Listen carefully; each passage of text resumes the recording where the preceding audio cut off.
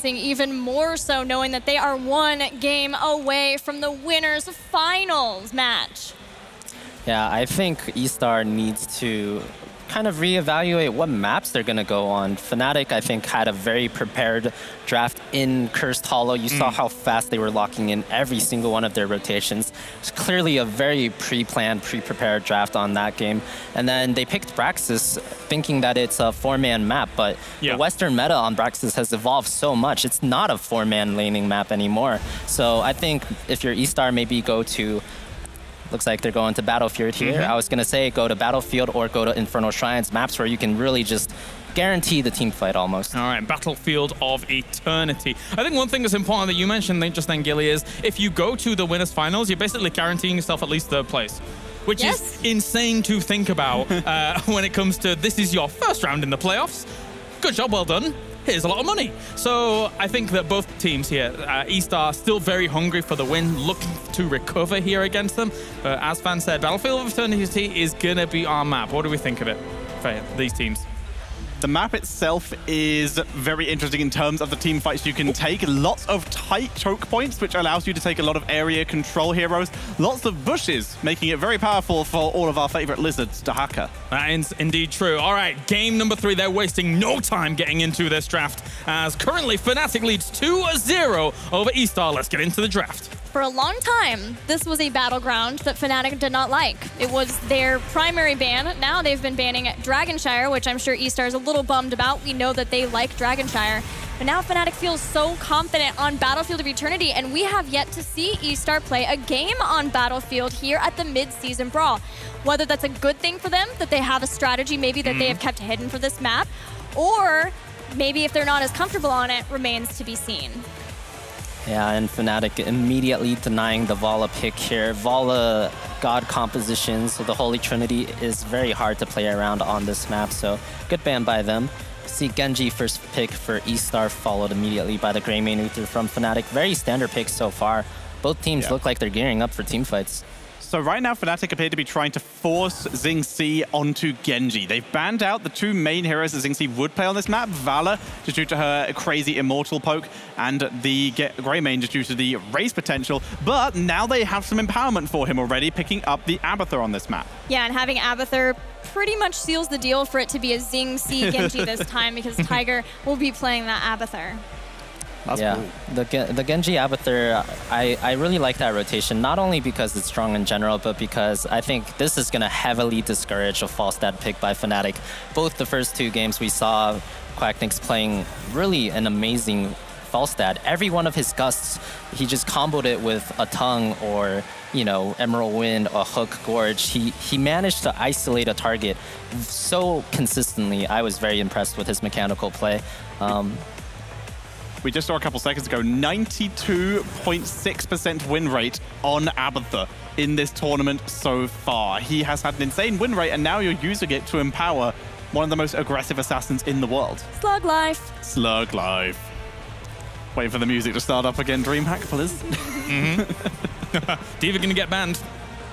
That's fair. Zoning potential, like we said. Lots of small choke points. Dropping that onto the Immortal can do some good damage and give you an opportunity to get some free damage on it with the rest of your heroes. I think if you're focusing on a heavier melee comp as well, if Matrix becomes a thing while you're trying to focus down an Immortal, you're going to get a lot of your damage dispelled. So that can also be a danger.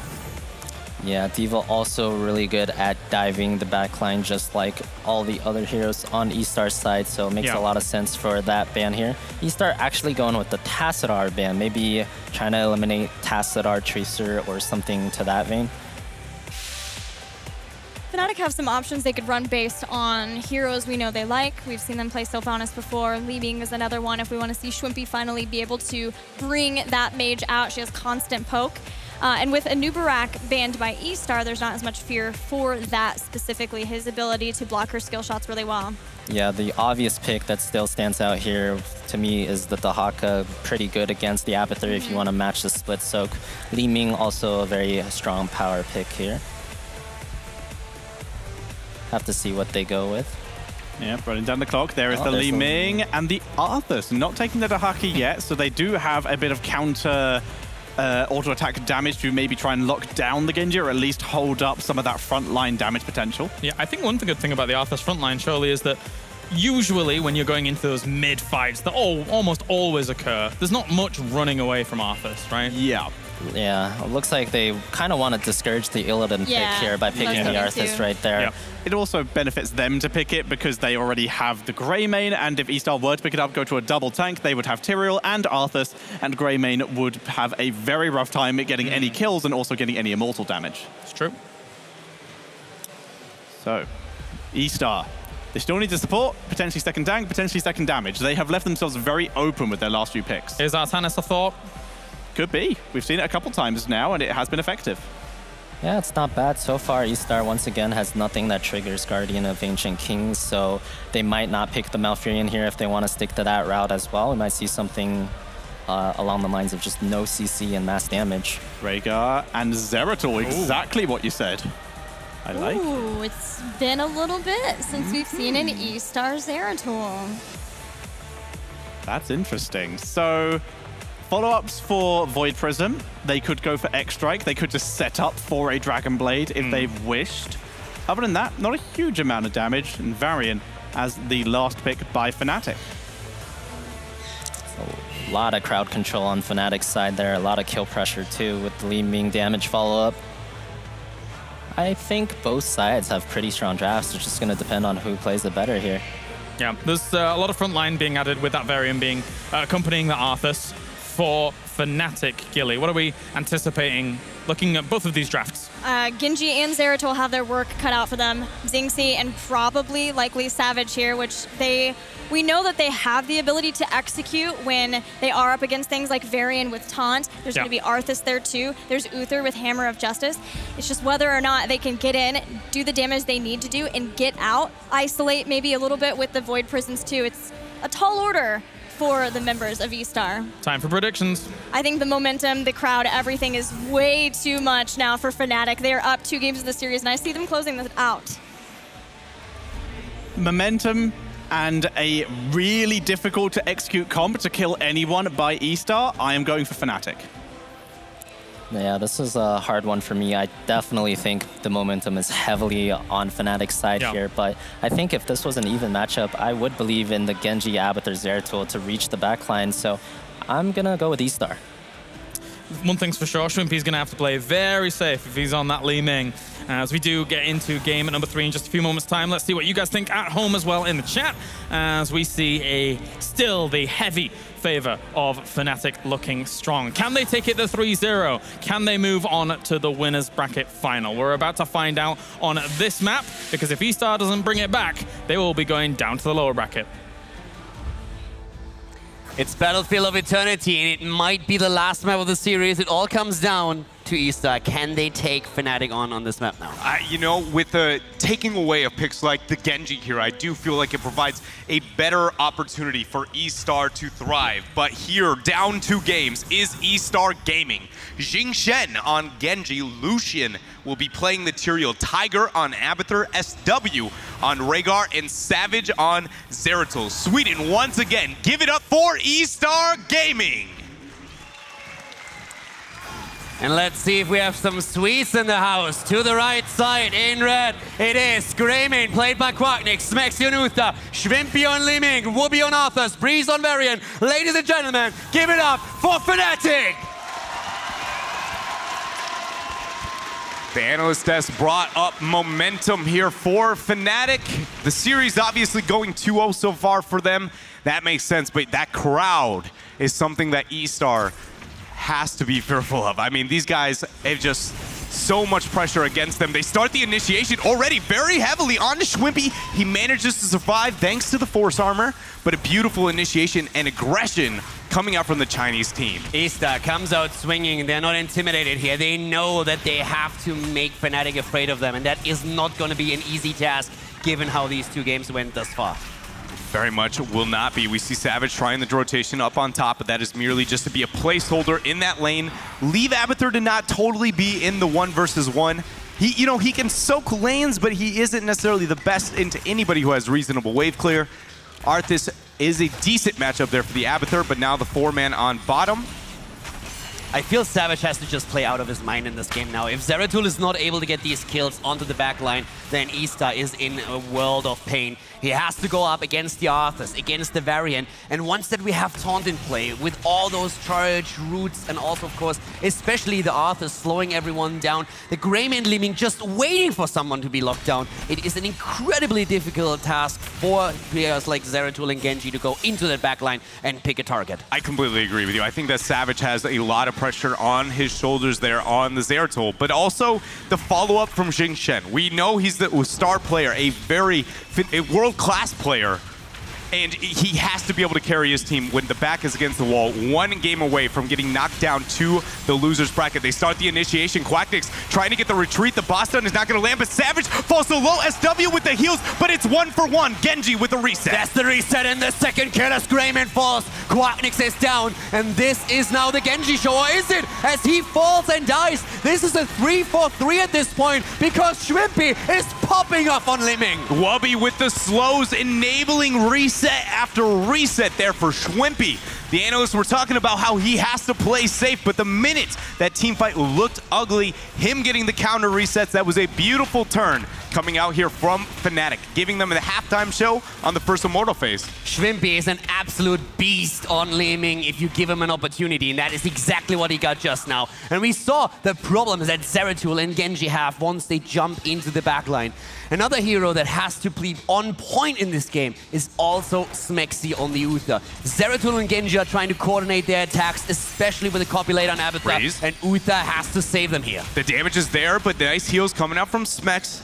He's not to the point that we've seen the Guardian of the Ancient King, but luckily there's very few things on the side of eStar that can actually proc that talent. So much so, will we see it even taken? Judgment is about the only thing I can see. That's definitely a good option here for them, as they are trying to blow someone up, and they do it against Li Ming. Savage! Limpy goes down, they are in the base, they went deep for this one. Savage over the wall, accepts his fate. He ends up going down here. Schwimpy will be restoring back to the battlefield of eternity up in 4 seconds. What I really like from eStar is that they are not afraid. They go for the Immortal, they go for the trade, but everything that we've seen so far on this map was eStar just coming out swinging and saying like, we are not afraid of you. We're going to bring the fight to you, and we are going to see how good your team fighting is. I agree. You know, they see games 1 and 2. It's like, I can see where you're working. You know, I can respect your play, but you know what? We still have the fight in us. We are the better team, and they're coming out with such aggression. I completely agree. Now, they need to make sure that they accent the objectives, though. When they get those kills, they can't not gain anything, because I feel like half the time Fnatic is winning these games is because both teams are getting objective after objective, but Fnatic gains more with every single time. They make with the objective definitely the smarter play. It's something that they execute extremely well. eStar Gaming, on the other hand, in teamfights, what we've seen throughout the entire week is they do not panic. They control the chaos that unfolds, especially in these fights with a lot of resets happening, a lot of deaths on both sides. That's what they're looking for, and that's what they're trying to do once again when we have the Immortals on the map. It's been a little bit of a skirmish over the mid, but since then, both teams seem to be respecting one another's side of the battlefield, and they're going to just wait. The eStar, yes, they are getting camps, but they're going to be easily cleared by Fnatic. Really no team gaining advantage. It's all going to come down to who has proper timing over their Shaman camp, who can gain value out of that lack of global and wave clear on both sides. Also, one of the things that we need to point out here is that Abathur, with his build, actually spec a lot more into the toxic nests here, trying to slow rotations down and also reveal them. Yeah, and at level 1, actually moving into the increased damage, and that is a lot of damage, 75% increase. So if anybody gets caught out, you know, the utility of that spell, it will suddenly make the Genji and the Zeratul's gank potential. Not only does it get the reveal, but again, the damage and the slow. This is a great talent adjustment to deal with the composition eStar draft. It's absolutely fantastic because they will reveal rotations on the map and then can use Zeratul together with Abathur and Genji to jump on these targets and take them down. They're controlling everything here, and this is extremely smart by them. Also, taking the Zealotria 7 there for Tyrael, whenever you have a Deathball composition, just only increases the value out of your shielding. Yes, you'll be a little bit less damaged, but let's be honest here. With Genji and Zeratul, you don't need much more damage. You just gotta let them live. Right now, once again, 2 seconds until the Immortals spawn, and the teams are looking for the camps. They time them perfectly here as we have a burst happening already towards the left side. eStar Gaming, again, forward, looking for the fight with Abathur, helping out Tyrael. They're looking to be able to move up and zone off. The Abathur is, the longer the fight goes, the better here for eStar, again, because of the Abathur. A bit of the mines here you see being laid around. If anybody looks to step on top of those, expect Savage and Jingchen to step upward here. But Breeze is moving upward and gaining a nice zone there. I love the flank coming out from Wubby. Yeah, Wubby with a very good flank here, but sniffed out by Genji, who moves back. The poke, on the other hand, is definitely in favor of Fnatic here with that Li Ming. But the zoning of eStar is absolutely perfect, and they are getting value. It's an even trade nearly thus far, as we have both of the teams moving into a defensive posture. The camps, of course, have to be in the push, and that's what we're seeing at the top and the bot lane. Yes, but though Tyrael did transition up towards top, he did not rid of the Shaman. So right now, Fnatic has full value on that top camp. Abathur is doing his best, but it takes a long while for him to be able to deal with that. There is the members of eStar rotating, realizing they don't want to deal with that macro, but can Lucian hold off 1 versus 4? Yeah, immediately Fnatic is starting to posture forward. In this case, we are having Tyrael jumping back in, but Fnatic looking for an opportunity to maybe isolate a target, get the kill. eStar Gaming is closing in on Tendo, and that is a problem for Fnatic down the clock here. But Lucian, that's exactly what they want. They want to be able to stall this out. They really want that 10 talent here, especially with that, waves moving in. They're trying to get the soak. They go in. Schwippy Savage actually survives. Jingchen cannot clean up the kill, but everyone on Fnatic has kept themselves alive. eStar is ticking. Yes, the 10. It's so close. eStar has a lead here in this situation. They want their rogue abilities. Fnatic, they're looking for an opportunity to maybe get a kill before that. It doesn't happen. Here the heroics, and JC moves in. He gets the Dragon Blade dash. That's going to be the first reset. Does he go in for Schwimpy? No, he's got too low of mana. They get the dash out. They concentrate onto the objective. But again, what can they make happen with it? eStar needs to open up the map, because every time they take these aggro compositions, if they don't initiate and they aren't successful, they don't really get too much because they just don't have the wave clear. Yeah, Fnatic, they lost the target, but they will have the level 10 for the defense. And you asked the perfect question here. How much can eStar Gaming do with this aggression now? They have an Immortal, that has 40% shields, but they need to finally get some value out of it. Judgment is the choice here for Lucian. He is going to take it, but we also have Cleanse for Fnatic. Guardian of the Ancient King was not needed. So this is going to be a very easy, because Judgment is so easily like as a support, it's one of the easiest things to cleanse, period. Yeah. So I doubt this can gain value. We start with the Void. Void Prison is being used, and once again, this is up to Smexy as well. Can he keep his teammates safe, in particular the Li Ming? They go in with the taunt. They try to get the Genji, but they can't get him just yet. Quacknick's in trouble. Here comes the Divine Shield as Genji attacks once again. Jingzi gets the Ancestral as we have Shrimpy looking for the kill. Lucian doesn't get it, but the Judgment down. He goes in. He's looking for the dive. There's the cleanse I was talking about, but he's not backing out. Here's the flank. Savage! Fortful, he doesn't use it. He's not going to commit. Quacknick's lives. And currently, Fnatic is just trying to keep up with all the aggression coming from eStar. They go in again and they get the kill. Tyrael is down. Tiger, they go for Tiger, but they cannot confirm kill number 2. They only drop the copy, and Jingzi is moving out. But we have to look at the opportunities of where Fnatic and when Fnatic got this pick. Yes, that is a breath of fresh air, as the last couple of minutes have been controlled by eStar, but with no objectives really up. Battlefield of Eternity is not that easy to siege into, and with that low death timer already, Tyrael will be back into the lanes, and Fnatic did not even gain a single turret. One of the things, on the other hand, that we also have to say here is that Fnatic is actually struggling to keep the targets of Zeratul and Genji alive. And every single time, it's such a close call. If that target dies, it could be the end. Oh man, they needed that pick, but once again, Jingchen, he keeps himself alive with that deflect. Every single time we have one of these engages, it's also just a play with Arthas here. We see eStar Gaming engaging, and Arthas and Varian, both of them, are looking to somehow start peeling, but it's incredibly difficult for them because we just see Genji and also Zeratul zip around the map with the Judgment coming in right after from Tyrael. It's incredibly difficult to just keep your calm when it's such a chaotic team fight, and that is what eStar wants. This is exactly their style. Yeah, it is. Everything they have spec'd into, they drafted into this game, and like between the Abathur talents, between the Judgment, and again the Genji Zeratul, that is what they want. Chaos, individual fights, small skirmishes, and it's worked out for them so far. talent tier is going to be in their favor for a small window as bottom fort falls, and we have another Immortal phase, Kaldor. Yeah, eStar, they thrive on that chaos, and they push in with a talent here. They take another fort down, 4 more seconds until the Immortals spawn again. And Fnatic, they need a half a level to get to the next talent. They do not want to fight right now, and eStar is posturing aggressively around the Immortal, trying to use that talent level advantage to get a lead on the Immortal race. Yeah, they're going to get the posturing around, but again, it is all about that 10. They catch Lucian off on his own. Judgment maybe to the very end, but no sight revealed. He goes on to Schwimp it with the hat. Zeratul drops the Void. He keeps himself alive, but is it worth? 2 big cooldowns being used by eStar Gaming here. The rest of the team still on the Immortal. They need this. Fnatic doesn't have 13. Savage, he looks at, he actually catches the scout. He goes in, he's buying more time. He wants the halftime show kicked off. He does not care about the poor initiation, the lack of Void. He just wants to control Fnatic's movement. And Fnatic trying even to chase the Zeratul, mounting him as he's attempting to go up,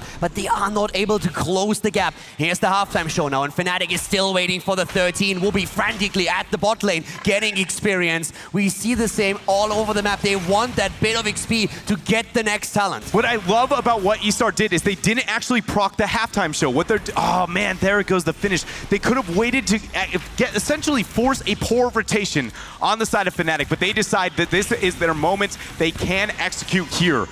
And look at all those toxic nests that we're seeing across the map right now, across that mid lane. This is exactly what they want. Poke Fnatic low, slow and steadily. The slows, of course, an added benefit here too. eStar Gaming looking for an opportunity, and Fnatic, they are forced to defend, but at least they have the 13. Oh! They go in and they get the kill. Finally, we have the taunt, we have the combo, and it works as we have the drop against Tyrael. Lucian gets super deleted, and now Fnatic having that man up. They posture here towards the Immortal. What is the eStar going to do? Because again, the rules don't follow. They go in, they're going to start the fight, even 5 versus 4. Schwimpy needs the Divine Shield, the Ancestral connects. Fnatic might lose this fight. Divine Shield and Ancestral both out already, and Zeratul is looking for an opportunity. Again, here comes the Void Prisoners, they're starting to move in. Wooby with attempt to zone already on the army. We have Genji zipping in, getting the damage with one dash after another. No kill just yet. Smexy keeping his team alive as they're racing. Schwimpy! He goes down! He gets picked off. The Genji gets the kill, but will SW make it out? Savage with the hat. He's going in. Shen, can he get the reset? Smexy! They get the kill. Material. He's back, goes in, drops Uther, they drop Greyman.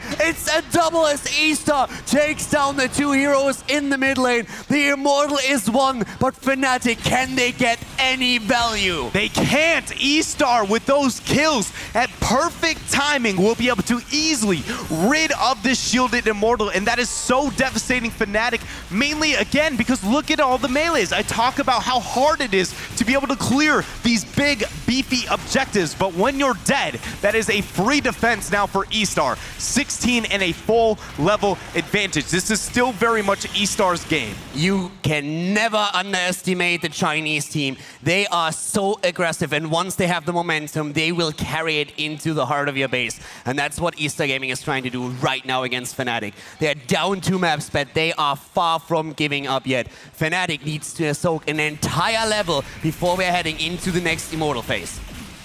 It's going to start here with the Shaman camp for eStar.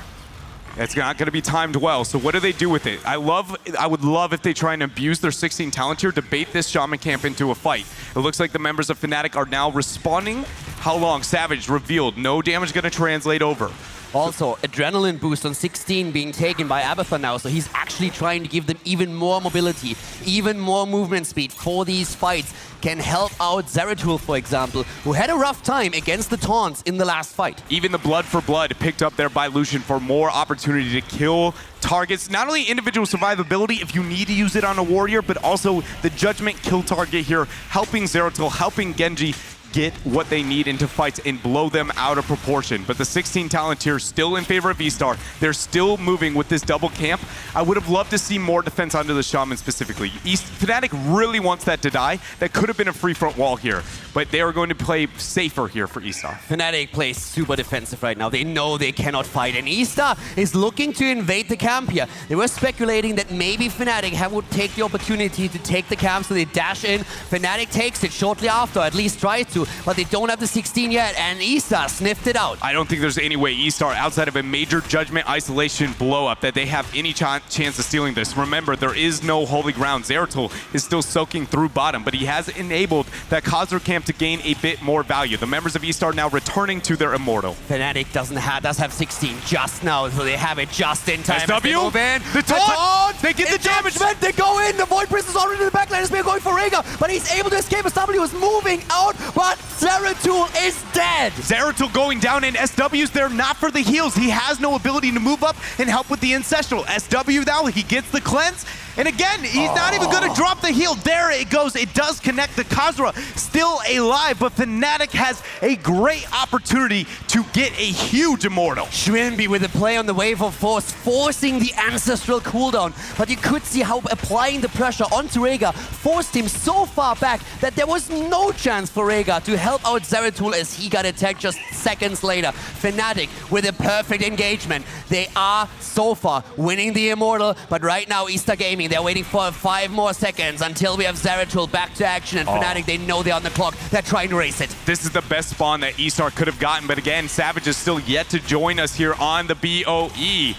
Fnatic all inning it here. I don't think the members of eStar are going to go. They try. That is Lucian, who gets instantly removed, and now that is 25k on an Immortal. eStar showing nerves all of a sudden, moving in with Tyrael, and he gets blown up as staggered death, and that is the dream for Fnatic. It doesn't get any better than that. Zeratul was just back in the game, but eStar got greedy. Instead of letting the Immortal go, we have Tyrael diving in. Oh, that was a clutch cleanse coming out from SW. And I want to shout out to the Khazra camp that has lasted longer than any other, and I think the mid-season brawl. It is the true MVP for eStar, and maybe the last hope, as that Immortal is huge. Luckily, eStar, they do have Void. They have a very good dive past the Immortal, kill you composition. It's a chance, but not if they get that pick. At this point, once again, Fnatic is looking for that pick. eStar is still ahead in experience, even if it's only by a smidge, and the camp is still at the bot lane. Cologne is on the map. They have a 5v5. Judgment goes in. Cleanse has already been used, and we have Zeratul posturing around. Here's the Void Prison. It's a Void, but nobody's worried about the Immortal, so they're going to try and take this fight. Can they do it? Xingchen, he starts with the dodge over to the wall. H is still yet to start this fight, and the Immortal's moving towards the core. Divine Shield is out. Zeratul attacked again, but it's Tyrael that falls first. Zera jumps in, gets the kill against the another. There's the kill. Like Greyman is down, and Genji survives. But the core, Xingchen may be able to save the game, but no, the core, it is 8% in auto attack. No way. Fnatic, they move in. They think they have it. Fnatic, they have it, do they? They go in, they're trying it. Fnatic moves in. They take the game. Fnatic takes down eStar Gaming with a 3-0 and moves on to the next round in the winner bracket. Fnatic has never been projected to win a tournament, I feel like, harder than this one. They are in their home country. They have outperformed themselves at BlizzCon, making it all the way to second place, and they feel like this tournament is theirs. And I've got to say, I have never seen a better argument for the start of past the group stage. This is a new version, it feels like, of EU. A different strategy every game, a different approach every time, and they took down the team that looked dominant in the group stage, that looked as they could not lose a map. Fnatic with perfect coordination here, and they take the unbelievable 3-0. They don't drop a single map against eStar Gaming of all teams. No way. If you told me that was going to happen day number one, there was no way eStar at least did not take a game off of any opponent. I felt like they had just that unique flavor that nobody would be able to match continuously through the best of fives we now have. But Fnatic already has proved me wrong. So very impressive from this group, but you got to respect the effort eStar showed. Oh yes, and eStar definitely has, of course, another shot here. But this was an insane series, and I am sure that our panel has a little bit more to say about the game that we just saw. Fnatic moves themselves one step closer to the grand final here as they make it all the way 3-0 against eStar Gaming. And those guys are right. Like, watching the fact that eStar Gaming were so dominant with the kind of crazy picks that they were going for in the group stage, and then to be 3-0'd here in day number 1. It's amazing. Yeah, it shows the level of preparation, really, that Fnatic put into this match, going back to some of their old school drafts with the globals. But I got to give a shout out to both of our supports, Smexy and SW, of that fight. Both sides trying to eliminate somebody in the blink of an eye. And the Ancestrals, the Divine Shields were so good from our support players, so hats off to them. Yeah, absolutely. Fnatic played so well around what eStar were trying to do there. eStar, like we said at the start, they had an incredibly difficult to execute composition, and Fnatic abused that to the maximum. They were able to pick off individual people. They staggered death timers near the end of the game because of the aggressive style that eStar were playing. They just did it perfectly. Yeah, I mean, eStar at the start of that game, they were fairly far ahead. Their Tyrael kept sorting in with an Abathur hat, trading up on, you know, Fnatic. He just eat and ran away constantly, and that really helped them in the earlier stages. But after level 10, 13, 16, the second he sorted in, he just got taunted and blown up in a second, and that really started hurting eStar. And we do have a replay here showing the final fight. So at this point, we're pushing with a Immortal, and if we can pause right here. So basically what happens this fight is eStar understands that they need to kill them, immediately pop the clone. On the minimap here, you see Zeratul, he's actually behind them. He's gonna come in from a flank position pretty strong. But for Fnatic, this is all about stalling. They have a Immortal that's 18 minutes in, and it's very healthy. So if we play on the fight here, all Fnatic has to do is stall as long as they can and not die. We see the Judgment come in instantly. And here's the problem. Fnatic is all super clumped up. If we could pause again right here, we see a big Void Prison. Normally when you get a 4-man Void Prison, it's extremely strong because you're setting up for something. However, in this case, there's nothing to set up. He did it right when the Genji E'd in. So Genji was actually critically also stuck in the Void Prison. Couldn't get the Dragon Blade ready for the setup. So the Void Prison effectively was wasted. If we play on here, so the focus target for eStar was clearly the Li Ming. We see a really good instant Divine Shield outside of the Void Prison. Li Ming stays alive here. Fight goes on. It's a really close fight. Tyrael gets blown up here. Xingxi has some really clean moves on the side there, actually. Turning on Fnatic, he gets 2 kills and gets out, but at that point, Fnatic has stalled long enough. The Immortal is on core. It's an 18-minute Immortal, and they basically fought for 25 seconds, and that was enough to end the game. Very well done, and we are joined by Quacknix here with that 3-0. Firstly, congratulations on your victory. I want to kind of ask how you saw the series going when you were approaching eStar, because they looked very good in the groups. They were bringing wild and crazy drafts each and every series. So how did you approach a team like eStar?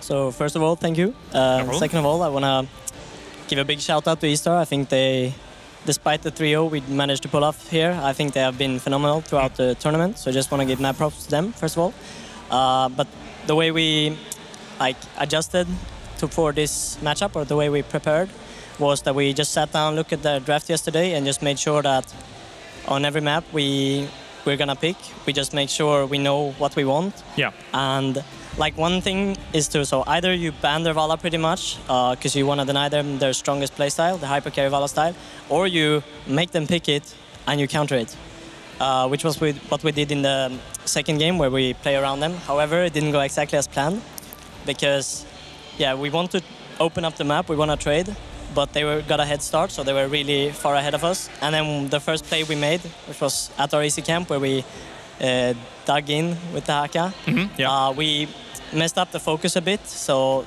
they got out on top. But if we take advantage of the game there, it would be much cleaner. But we managed to come back. As we hit 10, that's where we start shining, and that's where we can just fully take control of the game.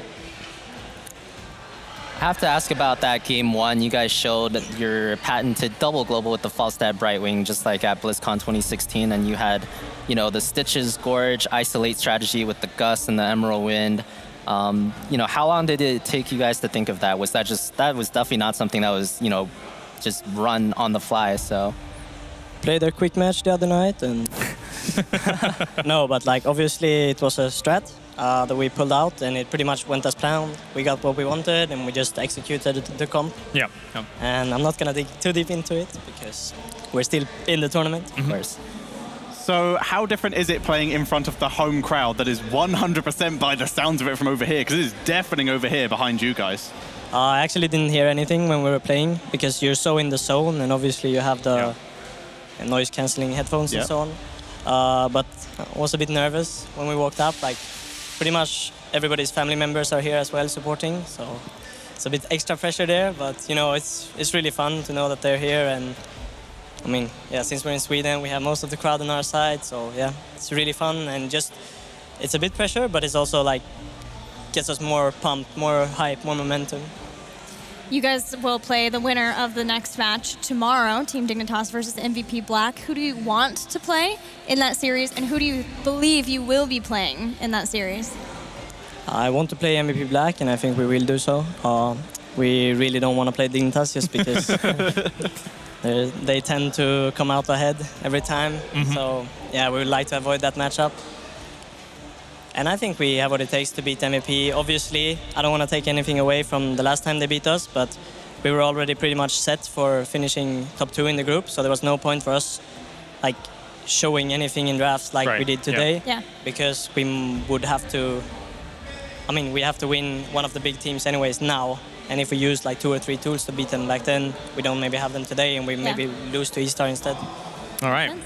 Well, thank you very much, Quacknix, and good luck advancing on forwards as Fnatic go into the winners bracket final, and we can check in with the groups, or the bracket even, I should say, and see exactly how things have gone down so far. Fnatic advancing with a 3-0 against eStar. That's right, your eyes are not deceiving you. And we are going to lose either L5 or eStar in the lower bracket as one of the matches, which is...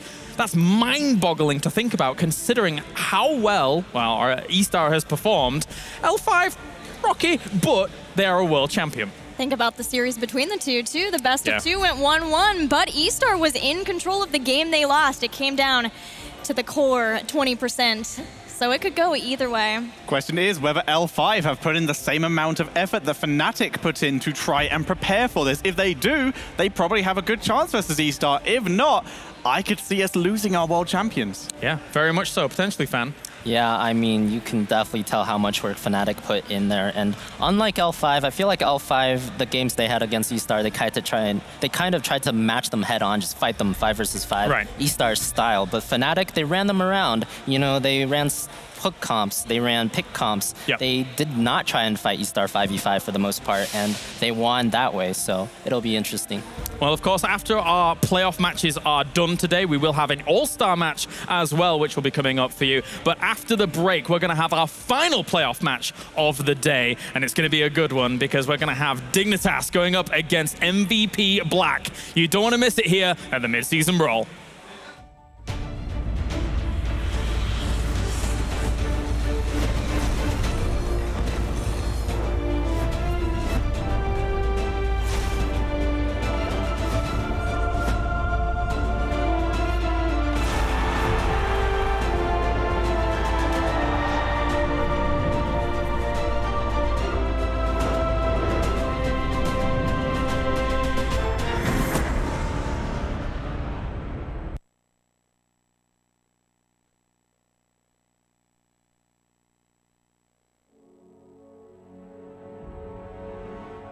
Champions, your victory at the Night Hold has granted us the key to ending this war. With the pillars of creation assembled, we finally have the power to cut the demons off from our world.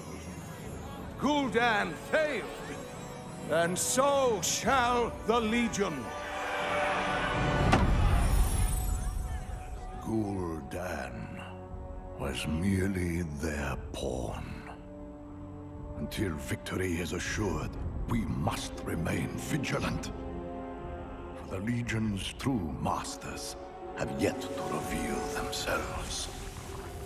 Among them, the monster who hunted my people across the stars.